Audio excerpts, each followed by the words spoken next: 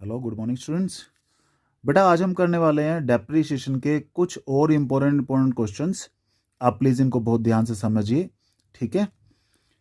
Question number 13 पहले मैं कराने जा रहा हूँ, क्योंकि बच्चों को थोड़ा सा कन्फ्यूज़न ये रहता है कि सर अगर क्वेश्चन में CGST SGST दे रखा हो तो क्या क्वेश्चन में कोई चेंज आएगा? नहीं बेटा, कोई चेंज नहीं आएगा। अगर मशीनरी अकाउंट बनाएंगे तो हमारे क्वेश्चन में CGST SGST चाहे परचेज पे हो चाहे सेल पे हो, कोई चेंज नहीं आएगा। क्योंकि जर्नल एंट्री जब परचेज करते हैं तो एंट्री क्या होती है? Machinery account debit, input CGST या SGST डेबिट टू कैश या बैंक।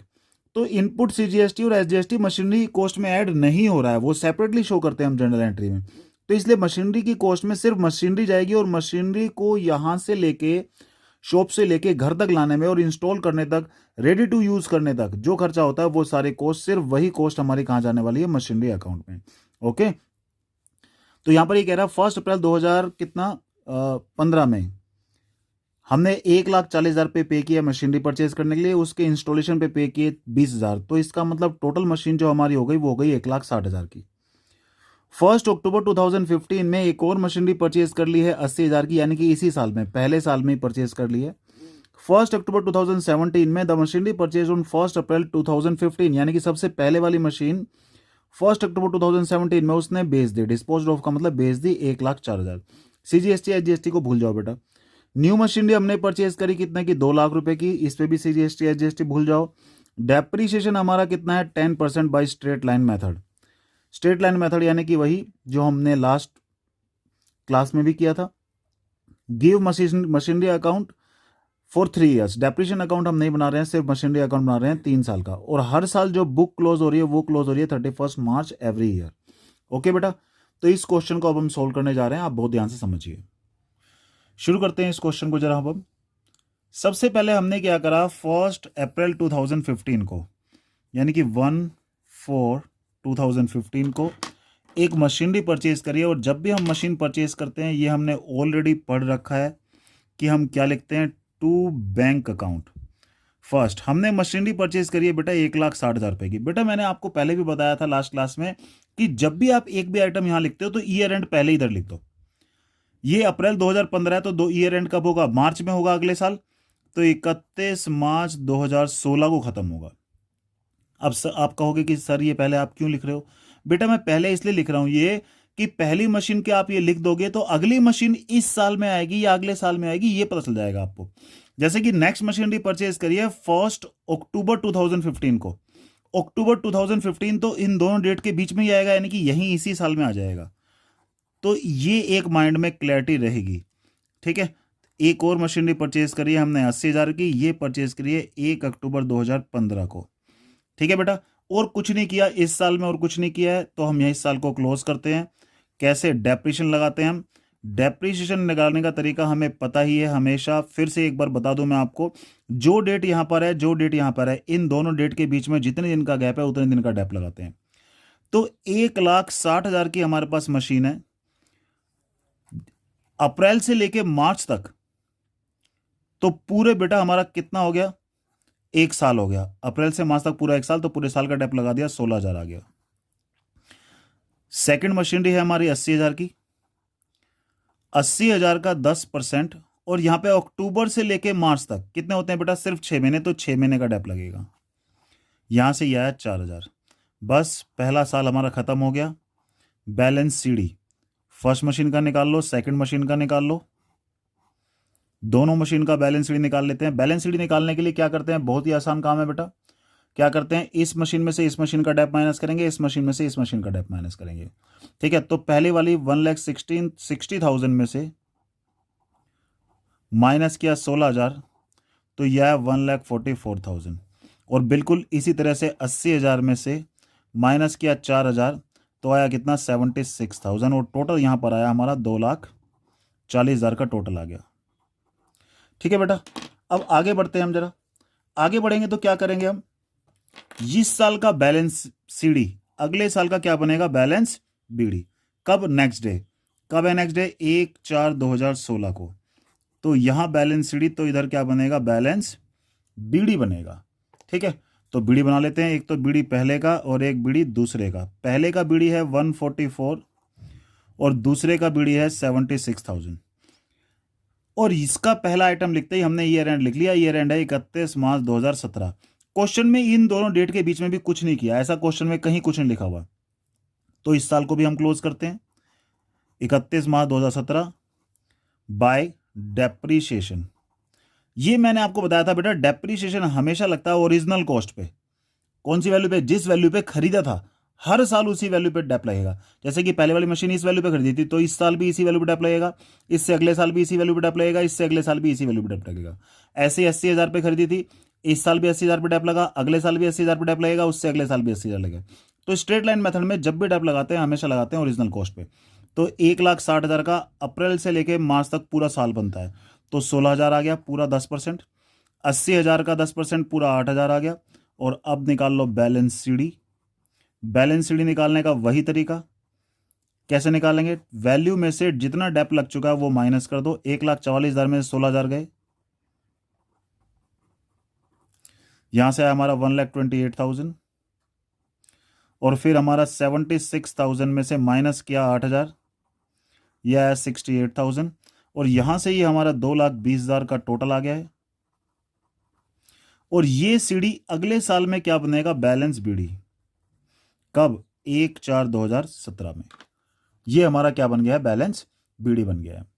तो बैलेंस बीडी हमारा पहला और दूसरा दोनों का देखते हैं, 1,28,000 और हमारा ये 68,000 है। जैसे ही आप पहला आइटम लिखोगे यहां पर ईयर एंड लिख लेते हैं हम। ईयर एंड है हमारा 31 मार्च 2018 को, 31 मार्च 2018 को हमारा ईयर एंड है। 31 मार्च 2018 को हमारा ईयर एंड था, वो हमने यहां पर लिख दिया है। ठीक है बेटा, अब देखते हैं जरा। क्वेश्चन में पढ़ा तो क्वेश्चन में ये लिखा हुआ है कि 1 अक्टूबर 2017 को 1 अक्टूबर 2017, तो इसी साल के बीच में आएगा। यानी कि 1 अक्टूबर 2017 में हमने मशीन जो सबसे पहले खरीदी थी 1 अप्रैल 2015 में वो बेच दी। और कितने में बेच दी? 1,04,000 में बेच दी, ऐसा क्वेश्चन में लिखा है। और ये कह रहा है क्वेश्चन उसी दिन 1/10/2017 में same day, on the same day हमने क्या करा? एक नई मशीनरी परचेज कर ली है, थर्ड मशीनरी, जिसको कितने में खरीदा है? 2 लाख में। ये हमारे सामने है। तो बेटा अब मैं आपको एक बहुत ही आसान तरीका बता रहा हूं प्रॉफिट या लॉस निकालने का। जिस साल में आप सामान बेचोगे, जिस साल में आप कोई भी मशीनरी बेचोगे, बेटा मैं फिर कह रहा हूं, जिस साल में आप कोई मशीनरी बेचोगे उस साल में आते ही उसकी ओपनिंग वैल्यू उठा के वर्किंग नोट में ले जाओ। ठीक है बेटा, जैसे 2017 में हमने बेची है तो 2017 में आते ही जो मशीनरी बेची है उसकी ओपनिंग वैल्यू उठा के यहां ले जाओ। फर्स्ट मशीनरी बेची थी उसकी ओपनिंग वैल्यू यहां से उठाई, यानी कि 1/4/2017 को उसकी वैल्यू कितनी थी? 1,28,000। यहां से उठाया और मैं यहां ले गया, ये यहां से उठाया और मैंने यहां पे लेके गया। थोड़ा सा गैप लेके सेलिंग डेट लिखो। सेलिंग डेट हमारी क्या है वो आपको पता ही है, 1 अक्टूबर 2017, यानी कि 1 अक्टूबर 2017 अब इसकी क्या है? Selling date. सबसे पहले ओपनिंग वैल्यू उठाई, यहां से यहां वर्किंग नोट में ले जाओ। हर क्वेश्चन में ऐसे ही करना है। थोड़ा सा गैप लेके सेलिंग डेट लिख लो। अगर इन दोनों डेट के बीच में कोई डिफरेंस है तो उतने दिन का डेप लगेगा। दोनों डेट के बीच में 6 महीने का डिफरेंस है तो 6 महीने का डेप लगेगा। और जैसे कि मैं बता चुका हूं आपको, डेप्रिशिएशन हमेशा लगता है ओरिजिनल कॉस्ट पे, जिस वैल्यू पे खरीदा था। हमारी ये पहले वाली मशीन कितने वैल्यू पे खरीदी थी? 1,60,000 पे खरीदी थी। 1,60,000 का कितना परसेंट है? 10% है। और कितने महीने का? 6/12। तो यहां से ये आया 8,000। यानी कि जिस दिन उसको बेचा गया उस दिन उसकी वैल्यू थी 1,20,000। हमने उसको बेचा कितने में? 1,04,000 में। और यहां से हमारा लॉस हो गया 16,000 का, ये लॉस आया। ये वर्किंग नोट बना के यहां से ये 3 चीजें यहां से उठाओ और यहां ले आओ। तो हमने सेल वैल्यू भी लिख ली। अब हमारा डेप, फर्स्ट मशीनरी का डेप कितना है? 8,000, वो भी लिख दिया हमने। और हमारा कितना था? लॉस हुआ है, तो प्रॉफिट एंड लॉस के नाम से लिखना है लॉस। लॉस हुआ है हमारा 16,000 का। पहली मशीन हमारी बिक गई। देख लो बेटा, मैं फिर से समझा दूं कि जब भी कोई मशीन बेचोगे, जिस साल में बेचोगे उस साल में आते ही उसकी ओपनिंग वैल्यू यहां से उठाओ उस मशीन की और वहां वर्किंग नोट में ले जाओ। थोड़ा सा गैप लेके सेलिंग डेट लिखो। इन दोनों डेट के बीच में अगर कोई डिफरेंस है तो उतने दिन का डेप लगा दो। ठीक है, फिर सेल्स वैल्यू से कंपेयर करके प्रॉफिट या लॉस निकाल लो। पहली मशीन तो बिक गई, दूसरी और तीसरी हमारे पास है, उन पर डेप लगाएंगे क्योंकि उसको हम यूज कर रहे हैं। तो बाय डेप, कौन सी मशीन? दूसरी मशीन। डेप हमेशा कौन सी वैल्यू पे लगता है? ओरिजिनल कॉस्ट, जितनी वैल्यू पे खरीदा था। दूसरी मशीन खरीदी थी 80,000 की, तो 80,000 का पूरा यहां पर अप्रैल से लेके मार्च तक पूरा 8,000 रुपये डेप हुआ। तीसरी मशीनरी कब खरीदी थी? हमारा अक्टूबर में खरीदी थी, तो 2 लाख का 10%, और अक्टूबर से लेके अगले साल मार्च तक 6 महीने बनते हैं, तो यहाँ से ये है हमारा 10,000। ओके बेटा, तो ये हमारा कितना आ गया यहाँ पे 10,000 रुपये आ गया। तो यहाँ से बस अब बैलेंस शीट निकाल लो। पहली तो बिक चुकी है, बैलेंस शीट सिर्फ और सिर्फ दूसरी का और तीसरी का ही आएगा। तो दूसरी वाली में से दूसरी वाले का डेप माइनस करो तो कितना है 60 आया। तीसरी वाली में से तीसरी वाली का डेप माइनस करेंगे तो कितना है 190। आप चाहते तो इन दोनों को अलग अलग ना लिख के एक साथ ही बैलेंसिंग फिगर निकाल देते 2.5 लाख, क्योंकि इन सब का सम करके यहाँ से यहाँ तक का सम करके यहाँ से यहाँ तक का सम माइनस करके यहाँ से सीधा क्या आ जाता 2.5 लाख आ जाता, और यहाँ पे लास्ट में क्या कर लेंगे टोटल। तो बेटा ये हमारा क्वेश्चन हो गया। एक और क्वेश्चन, आप इसको बहुत ध्यान से समझो, कोई डाउट आएगा तो पूछना आप लोग, ठीक है बेटा। अभी मैं एक और क्वेश्चन कराता हूँ आपको बहुत अच्छा सा। एक और क्वेश्चन देखते हैं, क्वेश्चन नंबर 8। बहुत ही यूनिक क्वेश्चन है, आप इसको भी बहुत ध्यान समझिए। A company whose accounting year is a financial year, financial year है हमारा वही अप्रैल टू मार्च। 1 जुलाई 2014 को एक मशीनरी खरीदी 30,000 की, फिर 1 जनवरी 2015 को फिर 20,000 ही खरीदी, फिर 1 अक्टूबर 2015 को 10,000 ही खरीदी। फिर ये कह रहा है 1 अप्रैल 2016 में 1/3 ऑफ द मशीनरी, देखो इंपॉर्टेंट बात यही है 1/3 ऑफ द मशीनरी, यानी कि पूरी मशीनरी बेची, उसका केवल 1/3 बेचा। इंस्टॉल्ड ऑन 1 जुलाई, यानी कि जो 1 जुलाई में हमने 2014 में इंस्टॉल की थी उसका 1/3 बेच दिया। कितने में बेचा 3,000 रुपये में। देखो इस बार पूरी मशीन नहीं बेची, जो सबसे पहले मशीन खरीदी थी उसका 1/3 ही बेचा है बस। कितने का बेचा है 3,000 रुपये का। अब क्या करें, मशीन अकाउंट बनाना है, वही 10% रेट है हमारा, ठीक है। तो अब इसमें ध्यान से रखना कि कभी भी अगर पूरी मशीन ना बेचें, उसका कोई पार्ट बेचें तो क्या करना पड़ता है हमें। ओके, शुरू करते हैं इस क्वेश्चन को हम जरा। सबसे पहले ये कह रहा है 1 जुलाई 2014 में एक मशीनरी खरीदी, किस नाम से लिखते हैं हम, बैंक के नाम से, फर्स्ट मशीनरी 30,000। जैसे ही आप एक मशीन लिखोगे ईयर एंड पहले लिख लो 31 मार्च 2015 में। क्यों लिखा हमने ये पहले, जिससे कि आपको ये पता चल जाए कि अगली जो ट्रांजैक्शन है वो इस साल में आएगी या नहीं आएगी। अब अगली ट्रांजैक्शन लिखा है बेटा उसने 1 जनवरी 2015 में एक और मशीनरी खरीदी है।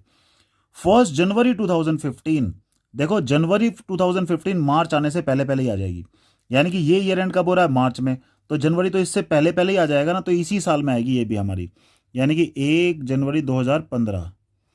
तो टू बैंक, सेकंड मशीनरी भी यहीं आ गई हमारी, कितने की आई 20,000 रुपये की, ठीक है। फिर अगली मशीनरी उसने कब खरीदी, अगली खरीदी है 1 अक्टूबर 2015। अक्टूबर 2015 तो मार्च के बाद आएगा, तो वो अगले साल में आएगा, ठीक है। तो यहां पर और कुछ नहीं है, इसको हम क्लोज करते हैं।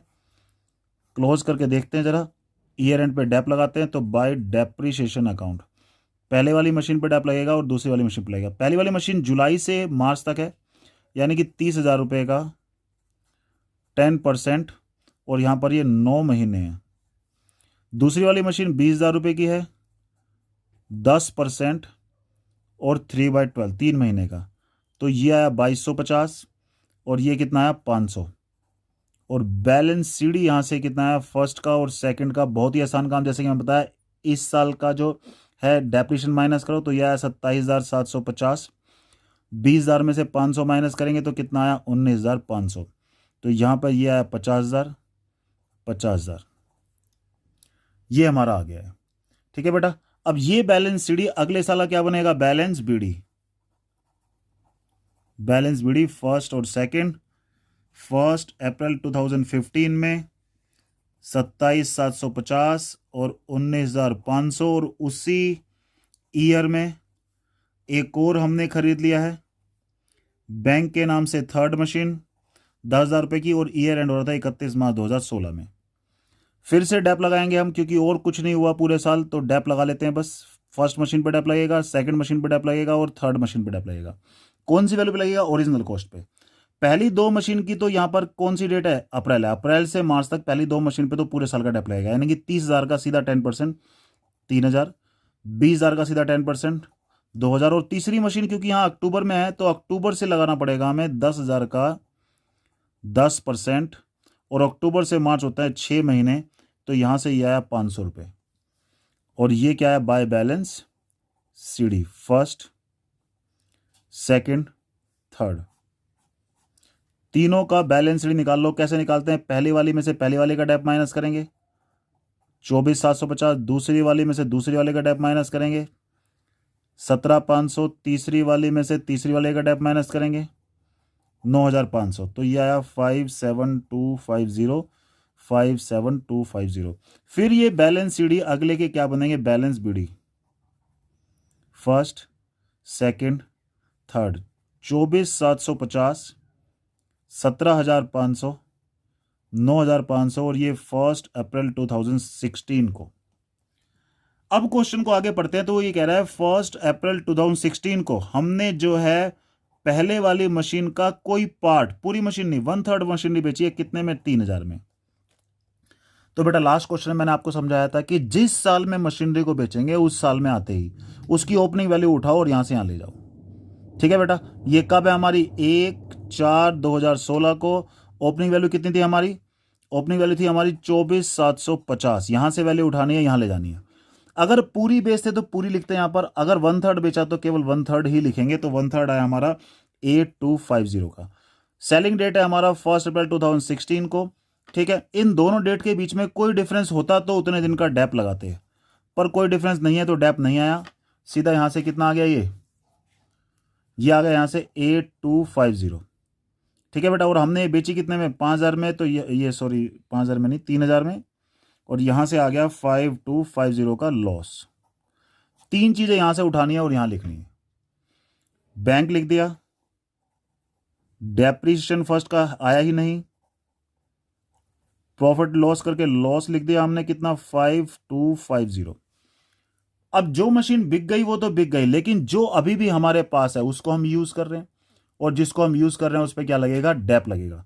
तो साल कब लगेगा, साल के एंड में, साल का एंड यहां पे हो गया। तो पहले वाली मशीन क्या पूरी बेच दी या कुछ पार्ट ही बेचा था, सिर्फ कुछ पार्ट बेचा था, सिर्फ 1/3 बेचा था, तो इसका मतलब 2/3 अभी भी बचा होगा। तो 24,750 का 1/3 तो बिक गया था, 2/3 अभी भी हमारे पास है, जिसको हमने अप्रैल से लेकर मार्च तक यूज किया, तो उस पर डैप लगाएंगे कितना, 10% का।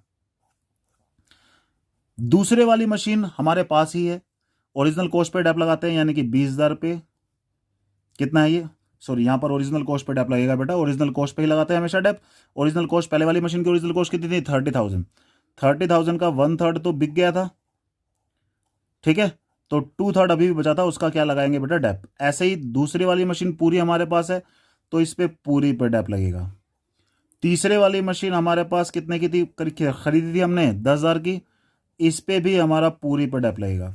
तो यहां पर ये आया हमारा 1,000, और ये हमारा कितना है, ये 2,000 आ गया, और यहां पर ये कितना आया, 30,000 का 2/3 बचा था। देखो टोटल हमेशा वैल्यू किस वैल्यू पे डैप लगाते हैं, हमेशा ओरिजिनल कॉस्ट पे डैप लगाते हैं हमेशा।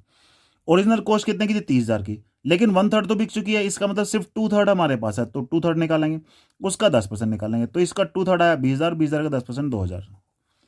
ठीक है बेटा, बस अब आप या तो अलग अलग मत निकाला करो, लास्ट के साल में तो इकट्ठा ही बैलेंस शीट निकाल लो, कोई फर्क नहीं पड़ता। यानी कि इसको टोटल करके इसका सम इसमें से माइनस कर दो, और यहां से क्या आ जाएगा, बैलेंस शीट।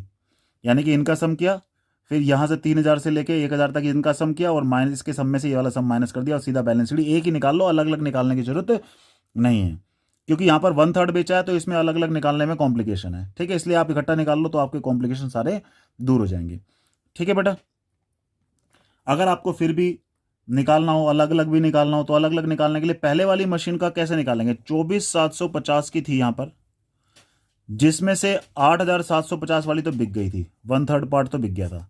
अब जो बचा था इस वैल्यू पे, इस वैल्यू में से इस वैल्यू का डेप माइनस करेंगे तो ये आंसर आ जाएगा हमारा। ठीक है, इसमें से पहली वाले से पहली का डेप माइनस करेंगे तो ये आ जाएगा, लेकिन अलग अलग मत निकालो, इसमें कंफ्यूजन होगी। आपको क्या करना है, इन तीनों का सम करके ये तीनों माइनस कर लो, बैलेंस शीट एक ही निकाल लो लास्ट वाले साल में तो। ठीक है बेटा, तो ये हमारा ये भी क्वेश्चन खत्म हो गया कि जहां पर हम पूरी मशीन ना बेच के उसका कोई पार्ट बेचते हैं, तो ऐसे केस में सिर्फ यहां से लेके यहां पर सिर्फ वही पार्ट लेके जाते हैं जितना बिका है। यानी कि पूरी मशीन बेचते तो पूरा ले जाते हैं, थोड़ा सा गैप लेके सेलिंग डेट लिखते हैं, दोनों डेट के बीच में कोई डिफरेंस होता तो डैप लगाते हैं। लेकिन अगर कभी भी ऐसा होता है कि पूरी मशीन नहीं बेची है, कोई पार्ट बेचा है बस, तो पार्ट बेचेंगे तो जितना पार्ट बेचा उस मशीन का उतना ही पार्ट यहां ले जाएंगे, थोड़ा सा गैप लेके सेलिंग डेट लिखेंगे, कोई डिफरेंस है दोनों डेट के बीच में तो उतने दिन का गैप, सेलिंग वैल्यू माइनस करके प्रॉफिट लॉस निकाल लेंगे। तीन आइटम जो मैंने बताया इनको यहां से यहां ले जाओ। बैलेंसिंग जो मशीन बची है जिनको हम आज यूज भी कर रहे हैं उस पर डैप लगेगा, और फिर बैलेंस शीट निकालेंगे। क्वेश्चन यहां पर हमारा क्या हो जाएगा, कंप्लीट हो जाएगा। ठीक है बेटा, तो आज ये दो क्वेश्चन आप लोग अच्छे से करो, कोई भी डाउट आएगा तो आप मुझसे पूछो। ठीक है बेटा, ओके बेटा, हैव ए गुड डे।